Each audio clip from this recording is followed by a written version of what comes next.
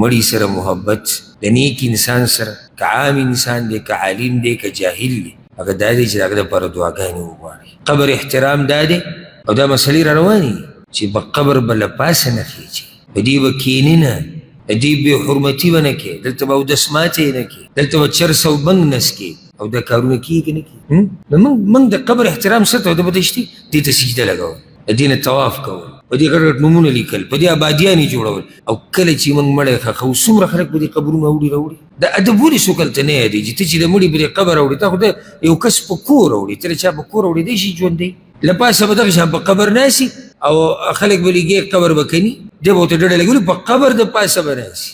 انتظار چی شو دلته ادب او احترام؟ لږ صبر وکړه. اودس ماتې کوم چېرته ځي؟ دا دیرې ته ورځي. اودس ماتې له چېرته ځي؟ دیرې ته. بیا موږ ته وایي دوی دا وهابیان د قبرونو احترام نه کوي. مطلب دا چې دوی خاوره نه سټي، دوی خاورې کور ته نه راوړي، دوی بې ګلونه نه اچوي. دا خو موږ نه کوو. احترام خو دا دی چې دلته اودس ماتې مه کوو، ته وکړو. زموږ په علاقو کې که چرسي چېرته ورک شو نو کوم ځای کې به یې مومي؟ هدیره کې به راشي. بنګي کې دنه ورک شو کوم ځای کې به یې؟ هدیره کې. زناور او خره او سپي او دوی ټول به راوړي.